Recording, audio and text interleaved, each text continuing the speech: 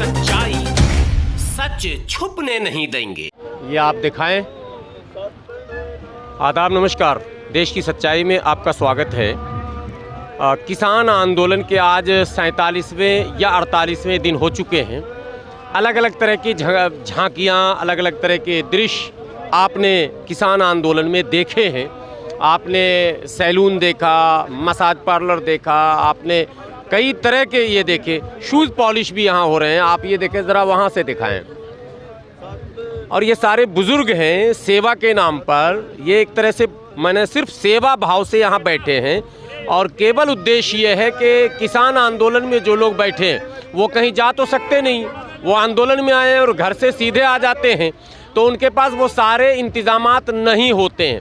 तो उनके लिए सारी सुविधाएं होनी चाहिए। चूँकि वो बाज़ार भी नहीं जा सकते, घर भी नहीं जा सकते, आ गए तो आ गए, बैठ गए तो बैठ गए, तो केवल खाने पीने से तो समस्या का समाधान होगा नहीं। इसके अतिरिक्त तो जो ज़रूरी चीज़ें हैं, जैसे दवा, तो दवा का पूरा इंतज़ाम आपको मैंने कई बार दिखाया कैंप। कुछ ज़रूरी चीज़ें हैं, कोलगेट है, ब्रश है, शैम्पू है, साबुन है, इसका भी इंतज़ाम लगातार किया गया। लेकिन उसके अतिरिक्त शौक की चीज़ों का भी इंतज़ाम है। मैं जानने की कोशिश करूंगा। सर, खाने पीने के लंगर तो चलते हैं, ये तो लगता है ज़रूरी चीज़ें हैं, लेकिन शूज़ पॉलिश का मैं आपके मन में कैसे आ गया विचार? ये हमारे मन में आज से नहीं है, ये हमारे पहले गुरु नानक देव जी के फ़लसफ़े में है।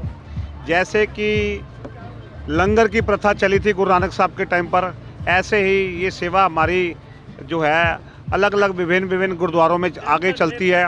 ये निरंतर चलती है। हमारे घर में हमारे जो स्थान हैं गुरुद्वारे, उनमें जैसे लंगर खाने के स्थान हैं, ऐसे ही सब में जूता घर पहले से ही बने हुए हैं। और ये सेवा जो है, ये 550 साल से सेवा जो है, जो गुरु नानक साहब की चल रही है, वो वैसे ही चलती आ रही है। हम लोग गुरुद्वारा शीशगंज साहब, चांदनी चौक, दिल्ली से आए हैं, जो निरंतर हमारे ये मुख्य सेवादार हैं, ये वहाँ रोज़ सेवा करते हैं। तो हमारे लिए कोई नया काम नहीं है। आज किसानों की जो परेशानी से ये लोग जूझ रहे हैं, जो अपने हक और सच की आवाज़ के लिए ये लड़ रहे हैं, तो कहीं ना कहीं हमारे मन में आया कि कहीं ना कहीं हम भी उसमें अपनी सेवा का योगदान दें। मतलब सेवा में भेदभाव नहीं हो। जूता के पॉलिश का काम सामाजिक दृष्टिकोण से लगता है जैसे कि छोटा काम, लोग उसको उस दृष्टि से देखते हैं।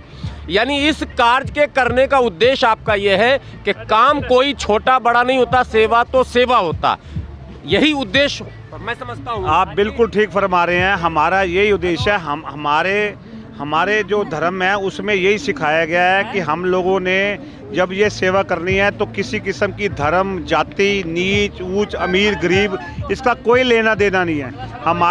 हमारे पास तो इंसानियत की मिसाल है। हमारे पास तो जो सेवा लेके आते हैं, जो जूता की सेवा करते हैं, हम उनमें हर बंदे में हमें खुदा नज़र आता है, हमें हर बंदे में भगवान श्री राम नज़र आते हैं, हमें हर बंदे में श्री गुरु नानक जी के दर्शन होते हैं। हम तो उस फ़लसफ़े को लेके ये जूता की सेवा कर रहे हैं। आत्मा में परमात्मा, बिल्कुल दुरुस्त बात है। और आत्मा में परमात्मा, हर इंसान उसका बनाया गया है। जाति, धर्म, भेदभाव कुछ नहीं है हमारे में। जो भी जूता हमारे पास आएगा, हमारे लिए वो सम्मान जो होगा, हम उसकी सेवा करेंगे। ज़रा सा दिखाइए ये कि जूता बनाने वाला, उसको मुरम्मत करने वाला, उस पर पॉलिश करने वाला, ज़रा बताइए समाज, भारतीय समाज में जो मानसिकता है किस दृष्टि से देखा जाता। लेकिन आज यहाँ जो लोग बैठे हैं, मैं कुछ बताऊंगा नहीं, आपको पता है कौन लोग बैठे हैं, किस प्रकार से सेवा हो रही है। ज़रा देखिए, ये भी देखिए आप।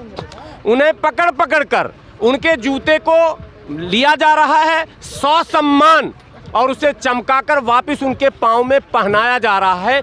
ये मतलब कई संदेश, एक सेवा और कई संदेश। केवल सेवा नहीं बल्कि संदेश भी है कि मानव को धार्मिक भावनाओं से, जातिगत भावनाओं से, दलगत भावनाओं से ऊपर उठकर मानव बनना चाहिए, ताकि समाज में समता, समानता और सम्मान का कोई भूखा न रहे, सबको बराबर सम्मान मिले। ये आंदोलन नहीं है, ये तो रूहानी संदेश का एक मरकज भी है साहब। केवल आंदोलन नहीं है, यहाँ से एक रूहानी संदेश भी जाएगा, एक आध्यात्मिक संदेश जाएगा, जहाँ लोग ये देखेंगे कि पाँव के जूते चाहे किसी के हों, कोई और उसे किसी भी दृष्टि से देखता हो, लेकिन हमारे लिए सर से पांव तक बराबर है और सब कुछ सम्मान योग है। और हम ससम्मान उस व्यक्ति के जूते को अपने हाथों में लेते हैं और चमका कर फिर उनके पांव में सजा देते हैं।